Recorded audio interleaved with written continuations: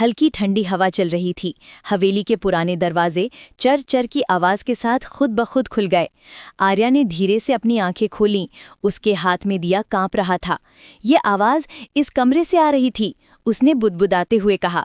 वह सीढ़ियां उतरती हुई पुराने हिस्से की तरफ बढ़ी, जहां दीवार पर दरार से हल्की रोशनी झांक रही थी। दरवाजे के पास पहुंचते ही उसने कांपते हाथों से छुआ और दरवाज़ा अपने आप खुल गया।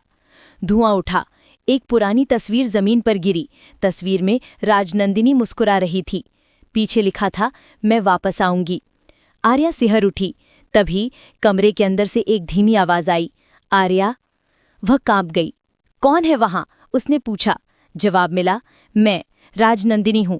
आर्या ने कांपते हुए कहा, नहीं, ये नहीं हो सकता, तुम तो मर चुकी हो। पर सामने सफेद साड़ी में खड़ी आत्मा ने कहा, मर गई थी, लेकिन मेरी कहानी अधूरी थी।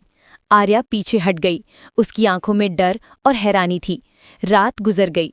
सुबह हवेली के आंगन में मीरा ने देखा कि आर्या का चेहरा पीला पड़ा है। दीदी, आप ठीक हैं? उसने पूछा। आर्या ने धीमे स्वर में कहा, मीरा, उस कमरे में कोई है जो हमें देख रहा है। मीरा घबरा गई। दीदी, माँ कहती है वो हिस्सा अपशकुनी है। आर्या ने जवाब दिया, अगर वो कहानी है तो उसकी हकीकत मैंने अपनी आंखों से देखी है।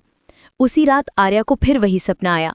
राजनंदिनी की चीखें, बंद कमरा और सास सावित्री देवी का चेहरा। अगली सुबह आर्या ने उस पुराने कमरे की दीवार छूते हुए कहा, राजनंदिनी, अगर तुम सच में हो तो बताओ तुम्हारा दर्द क्या है। दीवार से हल्की नीली रोशनी निकली और आत्मा प्रकट हुई। उसने कहा, मुझे मोक्ष तभी मिलेगा जब सच सबके सामने आएगा। आर्या ने पूछा, कौन सा सच? आत्मा ने कहा, सावित्री देवी, उन्होंने ही मुझे मारा था। आर्या की आंखों में आंसू आ गए। नहीं, माँ ऐसा नहीं कर सकती। राजनंदिनी की आवाज़ धीमी पर दृढ़ थी। सच हमेशा दर्द देता है आर्या, पर उसे छुपाना और भी खतरनाक होता है।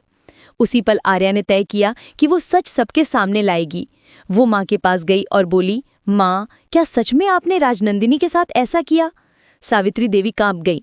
मैं डर गई थी आर्या, मैंने सोचा वो हवेली की विरासत छीन लेगी। आर्या फूट पड़ी। उसने तो बस प्यार मांगा था माँ। सावित्री देवी जमीन पर गिरकर रोने लगीं। तभी राजनंदिनी की आत्मा धीरे से उनके पीछे आई और बोली, अब मैं शांत हूँ माँ, आपने अपने पाप को स्वीकार लिया। हवेली की दीवारों से रोशनी फैलने लगी। हवा में शांति का एहसास था। अगली सुबह पहली बार सूरज की किरणें उस पुराने कमरे में पड़ी।